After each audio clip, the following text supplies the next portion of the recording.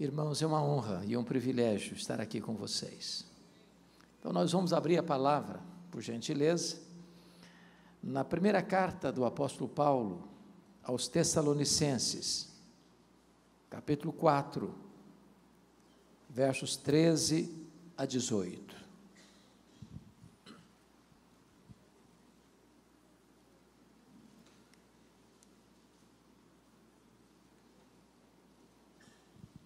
Primeiro Tessalonicenses 4, 13 a 18. Minha palavra hoje é uma palavra de consolo, porque este é o teor desse texto. Não queremos, porém, irmãos, que sejais ignorantes com respeito aos que dormem, para não vos entristecerdes como os demais que não têm esperança. Pois se cremos que Jesus morreu e ressuscitou, assim também Deus, mediante Jesus, trará em sua companhia os que dormem. Ora, ainda vos declaramos por palavra do Senhor isto: nós, os vivos, os que ficarmos até a vinda do Senhor, de modo algum precederemos os que dormem. Porquanto o Senhor mesmo, dada a sua palavra de ordem, ouvida a voz do arcanjo, e ressoada a trombeta de Deus, descerá dos céus, e os mortos em Cristo ressuscitarão primeiro. Depois nós, os vivos, os que ficarmos, seremos arrebatados juntamente com eles entre nuvens, para o encontro do Senhor nos ares, e assim estaremos para sempre com o Senhor. Consolai-vos, pois, uns aos outros, com essas palavras. Amém. Irmãos, o apóstolo Paulo era um pastor e ao mesmo tempo um apologeta. Ele era um pastor e ao mesmo tempo um teólogo.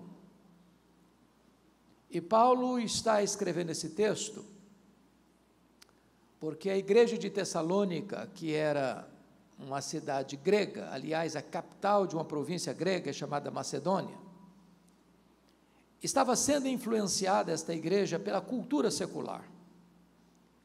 Em vez da igreja influenciar o mundo influenciava a igreja. Eu acho que todos vocês sabem que a cultura grega, chamada de helenismo, era marcada por um pensamento central, pilar do pensamento grego, chamado de dualismo.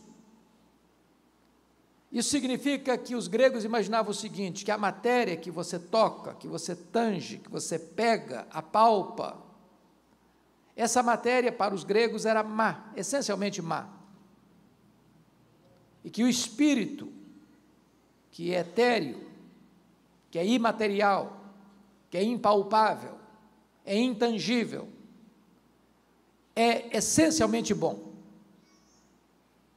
Então, na cabeça de um grego, não era possível você defender três verdades que para nós são essenciais. Primeiro, eles não podiam acreditar na criação, porque eles não podiam pensar que um Deus bom pudesse criar algo mal, uma vez que a matéria para eles era má. Segundo, eles não podiam acreditar na doutrina da encarnação,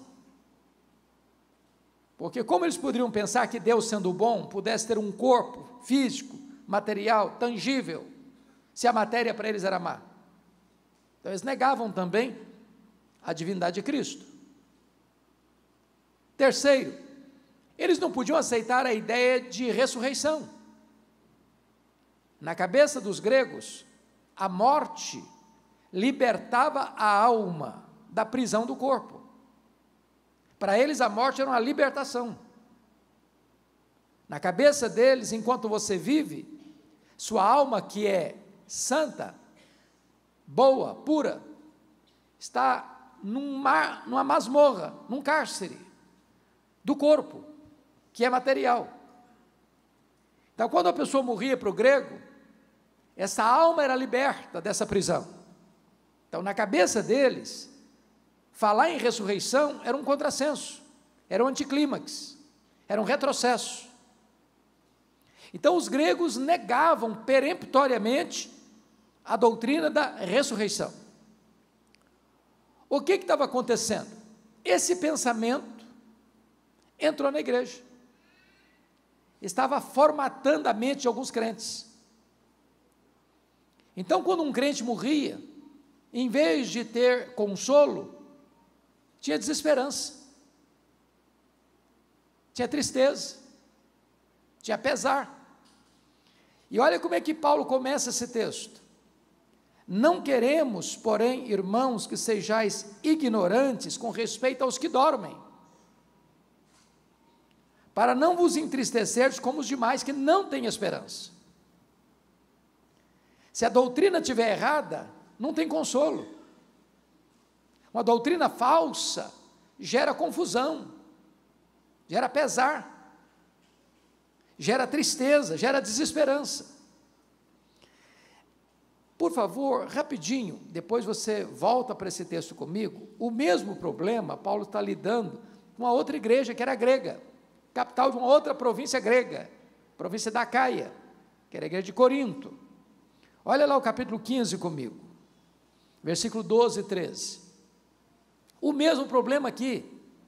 Paulo está escrevendo para essa igreja, tratando desse assunto, porque o pensamento secular entrou na igreja. Versículo 12, capítulo 15. Ora, se é corrente pregar-se que Cristo ressuscitou dentre os mortos, como, pois, afirmam alguns dentre vós que não há ressurreição de mortos? Notem vocês que alguns membros da igreja estavam afirmando isso. Não, os mortos não ressuscitam. Eles até acreditavam na ressurreição de Jesus, mas não acreditavam na possibilidade de um crente morrer e ressuscitar. Por quê? Porque o pensamento do mundo entrou na igreja. E aí Paulo tem que escrever o mais longo texto da Bíblia de ressurreição, para desfazer esse pensamento equivocado dos gregos, e reafirmar uma verdade. Se os mortos não ressuscitam, então Cristo não ressuscitou. E se Cristo não ressuscitou, é vã a nossa fé, é vã a nossa pregação, permanecemos ainda nos nossos pecados, não tem consolo para quem já morreu, e a vida não faz sentido, então comamos e bebamos, porque amanhã morreremos e acabou tudo. Mas de fato Cristo ressuscitou, e Ele é a primícia dos que dormem. Então volta de novo lá para o texto de Tessalônica, por favor, de Tessalonicenses 4. Notem no versículo 13, que Paulo está usando uma figura de linguagem. Não queremos, porém, irmãos, que sejais ignorantes com respeito aos que dormem. Essa palavra dormir é uma figura de linguagem para a morte. A pergunta é, o que dorme? O corpo ou a alma?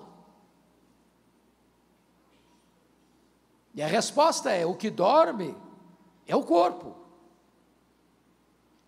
A metáfora do sono, de dormir, traz duas ideias. Primeiro, quem dorme está descansando. Segundo, quem dorme vai acordar. Se não acordou, não dormiu, morreu. Então a ideia do crente que dormir é que quando o crente morre, está lá em Apocalipse 14, 13, ele descansa das suas fadigas. Segundo, quando o crente morre, está claro que a morte não tem a última palavra, e a morte não é a cessação da existência, porque este mesmo corpo que é sepultado, quando Jesus voltar, todos os mortos ouvirão a sua voz e sairão dos túmulos, uns para a ressurreição da vida, outros para a ressurreição do juízo. Então é temporário, não é um adeus, é um até logo. Bom, há muitas pessoas que acham que o que dorme é a alma. Não é a alma que dorme. Porque esse é um assunto, irmãos, muito sensível. É a pergunta que mais se faz: o que acontece quando a pessoa morre? Se você perguntar isso para um existencialista ateu, ele vai dizer: morreu, acabou. O homem é só matéria, então morreu, cessou tudo, acabou. Não tem mais nada. Se Se você perguntar isso para uma outra teologia, por exemplo, a romana, você vai dizer assim, morreu, a pessoa não é tão boa para ir direto para o céu, não é tão má para ir direto para o inferno, então vai para o purgatório. Então fica sofrendo, não sabe se 1 ano, se 10 anos, se 100 anos, se 1 milênio, até purgar os pecados e poder entrar no paraíso. Não tem consolo nisso. Se você perguntar para o espiritualista, o que acontece quando a pessoa morre? Bom, morreu, o espírito saiu do corpo, desencarnou, fica vagando, depois reencarna, depois desencarna, depois reencarna, desencarna, reencarna, desencarna, reencarna, num processo ad infinito, não tem esperança. Se você perguntar para uma outra vertente religiosa, não, morreu, a alma fica dormindo, inconsciente. Bom, mas também não tem esperança. O que a Bíblia diz? A Bíblia diz que quando um crente morre,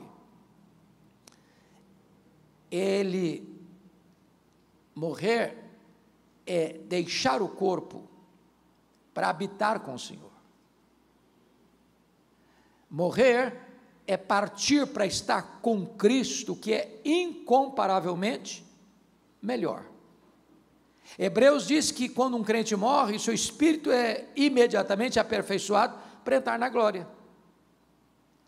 O que Jesus disse quando ele morreu na cruz? Pai, nas tuas mãos, entrega o meu espírito. Mas no mesmo dia, ele foi sepultado. O corpo dele foi para um túmulo, mas o espírito dele foi entregue ao Pai. O que Jesus disse para o ladrão à sua direita que se arrependeu?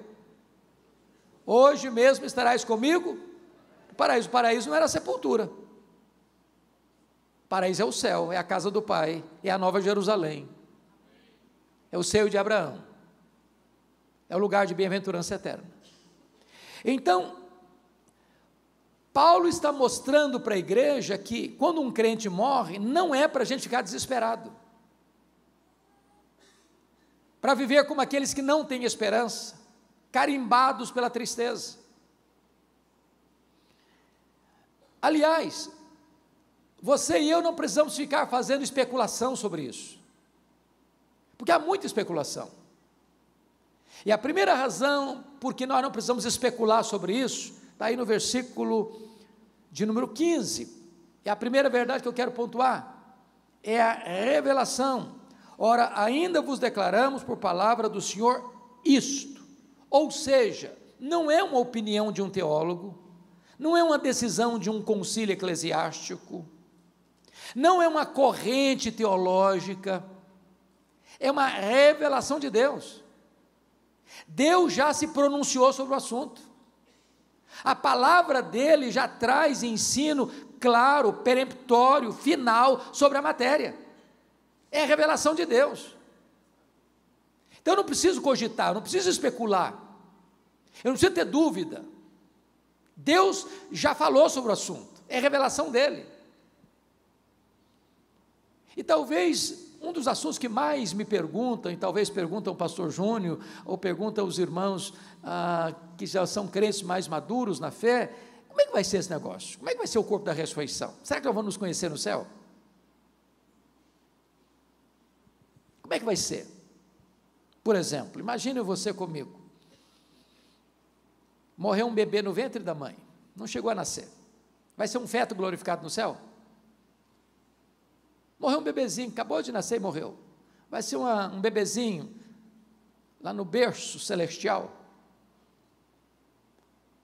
Ou imagine você comigo, uma pessoa que morre depois dos 100 anos, lá em Vitória nós temos uma irmã muito querida, que completou 109 anos, pasmem vocês, enfia linha na agulha sem óculos, com 109 anos, e eu fico com inveja dela, porque se eu tirar o óculos eu não consigo ler minha Bíblia. Será que uma pessoa que morre com mais de 100 anos vai ser um vovozinho, uma vovozinha de bengala no céu? Ou uma pessoa que nasceu sem um membro do corpo, vai ser uma pessoa com o corpo amputado lá no céu? Nós não precisamos especular sobre isso, a Bíblia tem revelação sobre isso. A Bíblia diz em Filipenses 3:21 que o nosso corpo será semelhante ao corpo da glória do Senhor Jesus. Perfeito, completo. Vai ser um corpo de glória. Vamos nos conhecer ou não vamos nos conhecer no céu? É óbvio que vamos nos conhecer. Irmãos, o céu é glorificação. Aqui você e eu conhecemos como que por espelho, obscuramente. Lá conheceremos como também somos conhecidos. Se eu perguntar aqui para a pessoa que tem mais anos de casado, você conhece a sua mulher? Perguntar para o marido. Ou perguntar para a esposa assim, você conhece o seu marido? Se a pessoa for honesta, está dizendo, estou conhecendo ainda. Mas deixa eu mudar a pergunta. Os gregos estavam errados. A máxima dos gregos era, conhece-te a ti mesmo. Eu não me conheço. Tem hora que você não fica chocado com você mesmo, não? Tem hora que você não se escandaliza com você mesmo, não? Tem hora que você não se colhe pensando em coisas, não sou eu que estou pensando nisso, não é possível. Deve ser outra pessoa, eu não.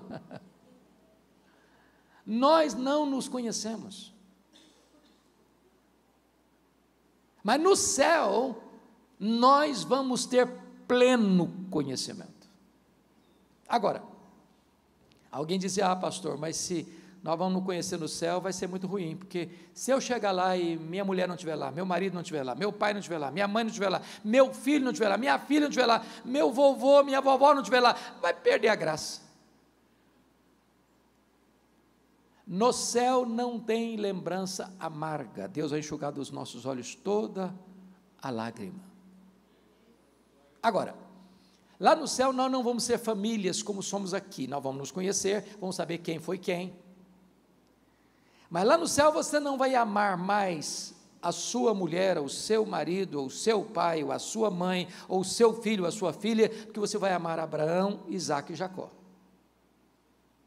Às vezes nós criamos algumas coisas que não estão na Bíblia. Por exemplo, já vi muito isso enquanto em funeral.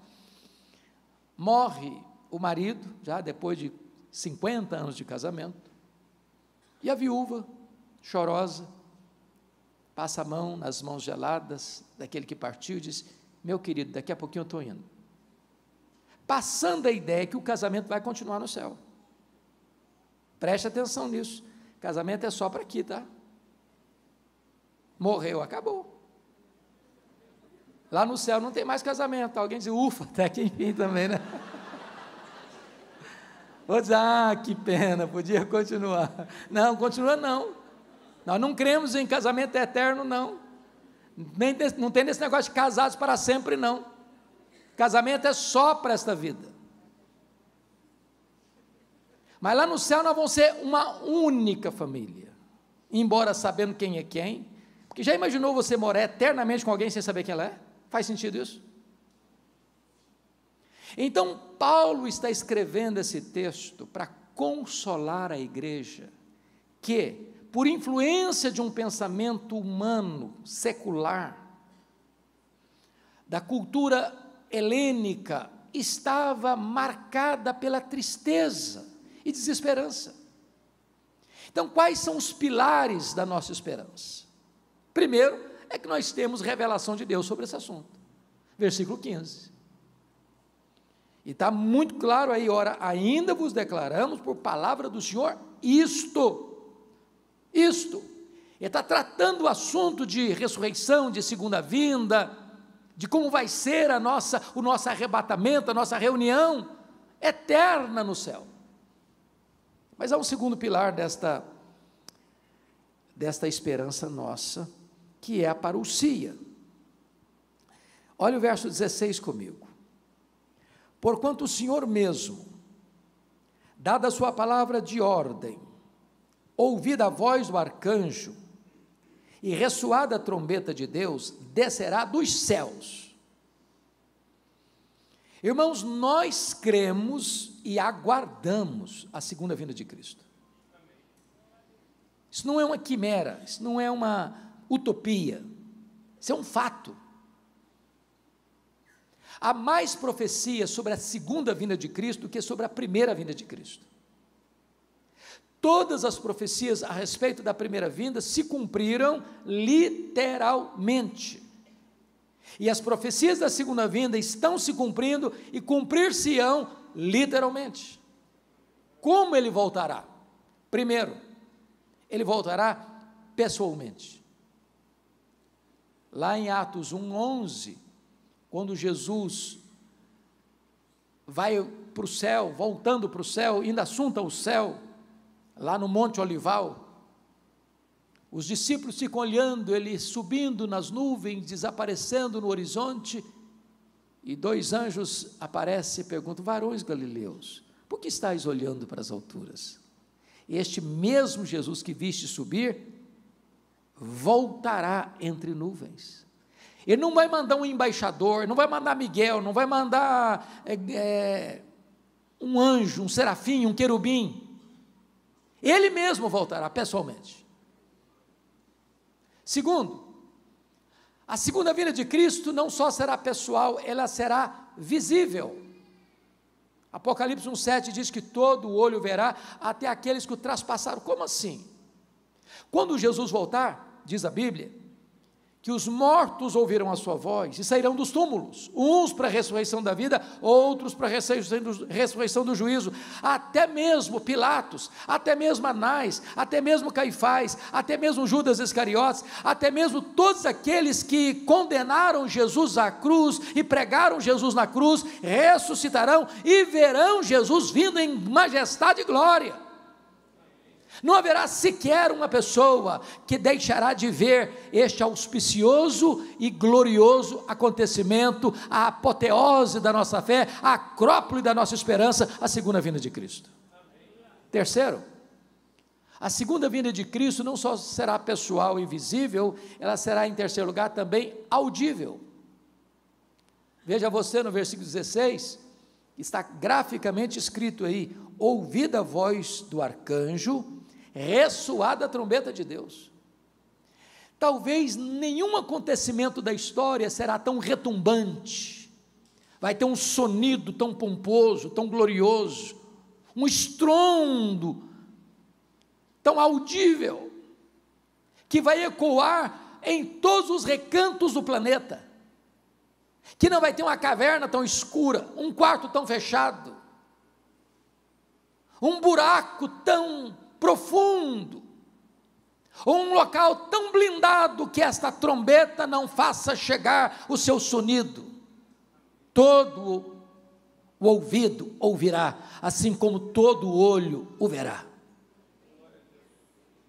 Mais ainda, quinto lugar, a segunda vinda do Senhor Jesus, ela será repentina. Lá em Mateus 24, Jesus disse que vai ser como um relâmpago que risca os céus do Oriente ao Ocidente. Você, quando olha numa tempestade, vê que primeiro você vê o relâmpago, depois você escuta o trovão, certo? Os dois acontecem ao mesmo tempo. Como a velocidade da luz é maior que a velocidade do som, primeiro você vê o relâmpago, depois você escuta o trovão. Mas risca com essa velocidade. E Paulo, tratando essa matéria lá em 1 Coríntios capítulo 15, ele diz que a segunda vinda vai ser no momento, no abrir e fechar de olhos. E a palavra momento lá no grego é a palavra átomos, de onde vem a nossa palavra portuguesa átomo. Vai ser tão rápido como você abrir e fechar os olhos. Você já percebeu que você pisca sem perceber? Você não consegue contar quantas vezes durante o dia você abriu e fechou os olhos. Isso é automático. Essa palavra era usada também para o faiscar das estrelas ou dardejar da cauda de um peixe. Vai ser com essa rapidez que Jesus vai voltar. Ou seja, não dá para se preparar no último dia. Ou você prepara agora, ou aquele dia pega você de surpresa. Sexto lugar, a segunda vinda de Cristo será também inesperada. Vai ser como um ladrão, que chega sem passar um WhatsApp para você: olha, tal dia, me espere que eu estou chegando na sua casa. Não vai ser um dia óbvio, vai pegar todo mundo de surpresa, vai ser um dia comum, você levanta, leva filho para a escola, pega filho da escola, sai de casa para o trabalho, volta do trabalho para casa, Você pega o seu carro, ou um avião, vai viajar, vai ser um dia assim. Quando as pessoas não estarão esperando, mas Paulo diz assim: nós não somos filhos das trevas, nós somos filhos da luz, e nós estamos esperando todo dia, e nós estamos na ponta dos pés, aguardando esse dia, dizendo: Maranata, ora vem, Senhor Jesus. Mas finalmente, irmãos, esse dia será inescapável. Está lá em 1 Tessalonicenses capítulo 5, que vai ser como uma mulher que está grávida para dar à luz. Ela vai dar à luz. Não tem como contornar essa agenda. Ninguém cancela essa agenda. Não tem autoridade tão poderosa no mundo para dizer: não, eu vou cancelar, Jesus não volta mais, pronto, eu decidi. Não, ele vai voltar. É inescapável. É inescapável. E esse mundo carece de que ele volte, sabe por quê? Esse mundo marcado de injustiça, de violência, de maldade, de corrupção, de tanta coisa que machuca, que fere. Pois Jesus voltará em majestade e glória, e ele vai colocar todos os seus inimigos debaixo dos seus pés, e ele vai reinar em justiça e santidade, e o seu reino durará para sempre. E ele vai pegar os seus inimigos, e diz a Bíblia que ele vai lançar no lago do fogo o anticristo, o falso profeta, o diabo, a morte e todos aqueles cujos nomes não estão escritos no livro da vida, e então ele vai reinar com a sua igreja para sempre e sempre e sempre. Essa é a nossa esperança. Mas me permita trazer o terceiro pilar da esperança cristã, que é a ressurreição. Versículo 16 ainda prossegue: descerá dos céus, e os mortos em Cristo ressuscitarão primeiro. Versículo 15, ele diz assim: ora, ainda vos declaramos por palavra do Senhor isto: nós os vivos, os que ficarmos até a vinda do Senhor, de modo algum precederemos os que dormem. Então, duas coisas aqui. Primeiro, quando um crente morre, ele está falando para a igreja, não está falando do ímpio, ele está falando da igreja. Quando um crente morre, ele não está em nada em prejuízo ao que permanece vivo, em nada. Primeiro, porque já começa a desfrutar do céu antecipadamente. A nossa alma sobrevive sem o nosso corpo. O nosso corpo não sobrevive sem a nossa alma. Você não é um corpo que tem uma alma, você é uma alma que tem um corpo. Então, quando o crente morre, imediatamente a alma deixa o corpo para habitar com o Senhor, e isso é incomparavelmente melhor. Ele já começa a reinar com Cristo. O corpo que foi feito pó é pó, volta ao pó, e na linguagem bíblica, do momento do sepultamento ao momento da ressurreição, esse corpo está dormindo, como que descansando.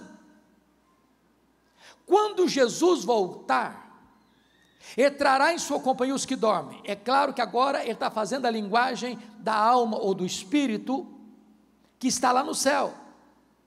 Estas almas que estão lá no céu glorificadas, reinando com ele desde Abel, a primeira pessoa a morrer na história, todos aqueles que foram remidos pelo Senhor voltarão com ele em glória, nesse cortejo celestial. E então o que vai acontecer? Primeiro, antes dos vivos serem transformados e arrebatados, os mortos em Cristo restarão primeiro.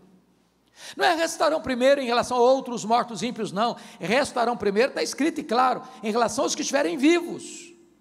Ou seja, a ordem cronológica é: primeiro os mortos ressuscitam, segundo os que estiverem vivos serão transformados. Então um crente não está em desvantagem, que morre. Quando na igreja de Tessalônica morria um crente, e eles estavam sem esperança, e eles estavam tristes, é porque eles não conheciam a verdade liberta, a verdade consola, a verdade traz segurança.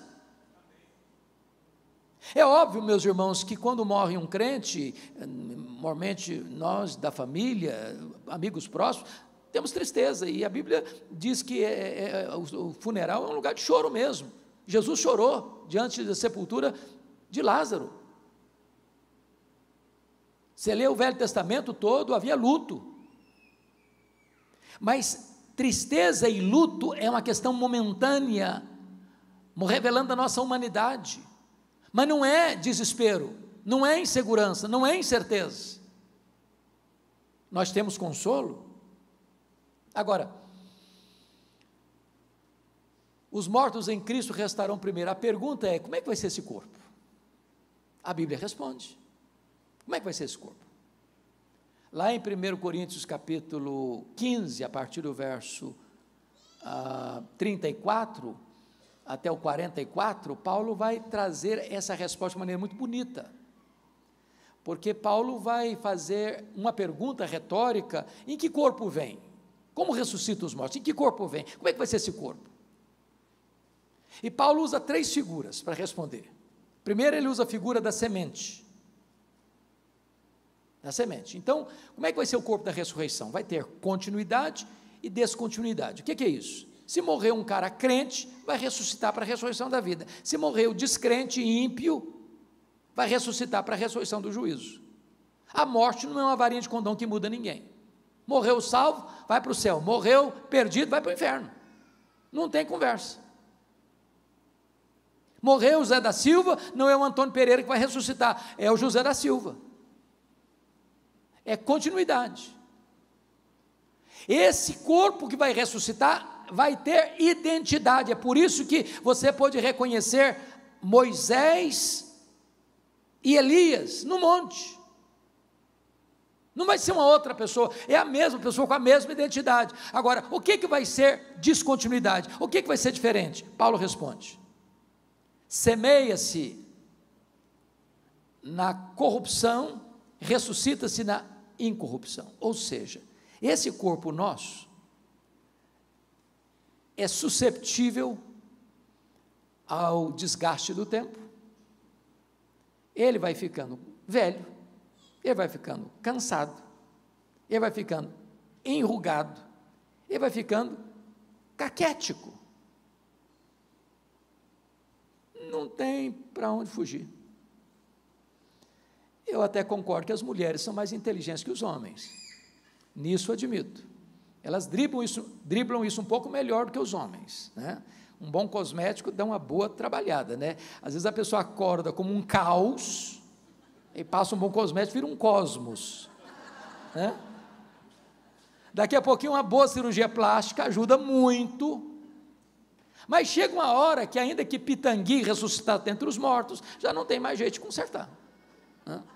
As pernas ficam bambas, os joelhos trôpegos, as mãos descaídas, os olhos embaçados, e diz os entendidos que cada fio de cabelo branco que brota na sua cabeça é a morte chamando você para um duelo. Então, não tem para onde fugir.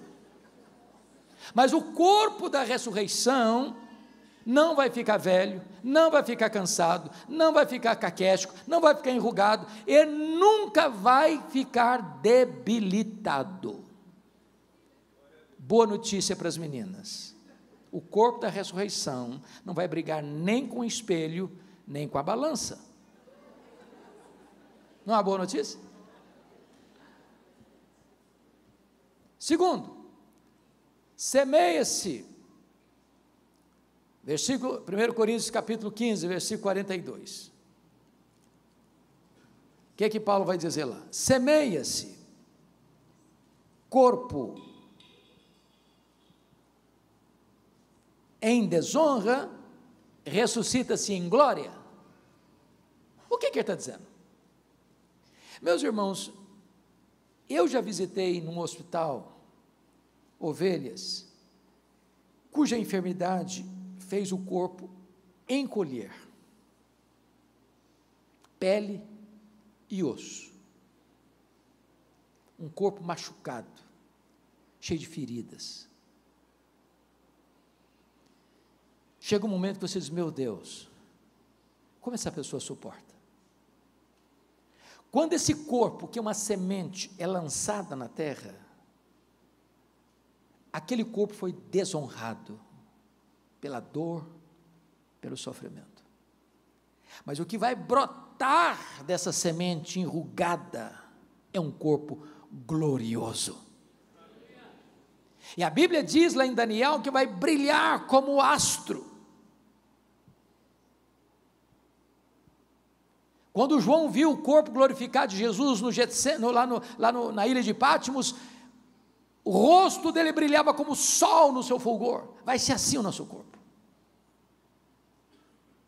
Mas olha o versículo 43 comigo de 1 Coríntios 15, que Paulo vai dizer outra coisa: semeia-se em fraqueza, ressuscita-se em poder. Olha que coisa curiosa é o nosso corpo. Dos seres, talvez o mais vulnerável é o ser humano, já percebeu isso? Nasce um bezerro, lá no pasto, o bichinho nasce meio troncho, mas daqui a pouquinho ele já procura a teta da mãe para mamar, e ele já sai andando meio desconcertado, mas daqui a pouquinho ele já está emprumado, daqui a pouquinho ele está correndo. É assim com o gatinho, é assim com o cachorrinho, é assim com os outros animais. Nasce uma criança, olha, tadinho, se ficar por conta própria, ele não dá conta mesmo, e não dá conta com um mês, não dá conta com 2 meses, não dá conta com 3 meses, não dá conta com 6 meses, não dá conta com 1 ano, não dá. Mas depois vai crescendo, vai ficando forte, bonito, um jovem cheio de vigor, os músculos explodindo de força e vigor, aí fica a fase adulta, a inteligência boa, cabeça aberta, aí a fase outonal vai chegando, as forças vão diminuindo, o passo vai relentando, e daqui a pouquinho já dá passos mais lentos, daqui a pouquinho precisa de uma bengala, daqui a pouquinho precisa de uma cadeira de rodas, daqui a pouquinho precisa de uma maca. Fraqueza. Mas ressuscita-se um corpo de poder, poderoso. Sabe o que significa isso? Jesus entrava numa casa fechada sem precisar abrir a porta, o corpo da ressurreição. Jesus saía lá de Jerusalém, aparecia lá na Galileia, mais de 100 quilômetros, sem precisar percorrer o trecho. Nesse corpo de glória, Jesus foi assunto aos céus entre nuvens, sem precisar pegar um avião a jato, uma nave espacial. Assim será o nosso corpo de glória. Você já pensou que coisa fantástica? Me permita dizer isso. Tem gente que acha que vai chegar no céu, vai tomar água de canudinho do rio da vida e nunca mais vai precisar trabalhar. Deixa eu dizer uma coisa para você: se você não gosta de trabalhar, você está encrencado. Que lá no céu nós vamos trabalhar. Os seus servos o servirão, diz a Bíblia. Sabe o que me encanta? É que nesse corpo tão frágil que nós temos, diz o nosso íntimo amigo Albert Einstein, que nós não usamos sequer 10% da nossa capacidade. Agora, se nós não usamos 10% da nossa capacidade, o homem é capaz de fazer coisas tão fantásticas. Você já pensou você num corpo 100% turbinado pela glória de Deus, o que você não vai conseguir fazer? Sem qualquer limitação. E você vai poder habitar uns novos céus e a nova terra. Vou dar uma pulada no céu, vou dar uma pulada na terra. Foi. É por isso que nós cantamos um hino clássico: nem metade da glória celeste jamais se contou ao mortal. Nós aguardamos a ressurreição, nós cremos na ressurreição. Essa é uma verdade fundamental do cristianismo. Mas me permita compartilhar com vocês o 4º pilar da esperança cristã. Primeiro, é a revelação de Deus. Segundo, é a parousia, segunda vinda. Terceiro, é a ressurreição. 4º lugar, volta lá para mim, para Tessalonicenses capítulo 4, versículo 13 a 18, é o arrebatamento da igreja. Olha o versículo 17. Então, pegando o contexto, versículo 16 e 17 juntos. Porquanto o Senhor mesmo, dada a sua palavra de ordem, ouvida a voz do arcanjo, ressoada a trombeta de Deus, descerá dos céus, os mortos em Cristo restarão primeiro, depois nós os vivos, os que ficarmos, seremos arrebatados juntamente com eles entre nuvens. Fica até aqui. Essa palavra arrebatamento, irmãos, é uma palavra que tem uma conotação teológica do século XIX para cá. Qual a conotação teológica? É que surge no século XIX, com John Nelson Darby, uma ideia de que a segunda vinda de Cristo será em 2 turnos. Primeiro turno, um arrebatamento secreto. Segundo turno, a segunda vinda visível. Até agora vai ser lançado um filme no Brasil, Deixados para Trás, com base na obra do Tim LaHaye, com essa ideia. É aquela ideia lá do hino, o mercado está vazio, seu trabalho já cessou. A ideia de que você está dentro de um avião e de repente o piloto é crente, Jesus arrebata a igreja, o piloto desaparece, o avião fica desgovernado no ar. Ou a ideia de que nós estamos aqui num auditório de 1000 pessoas e de repente só a metade aqui é salva e 500 pessoas desaparecem aqui. E os outros ficam olhando, cadê? Onde foi? Para onde foi?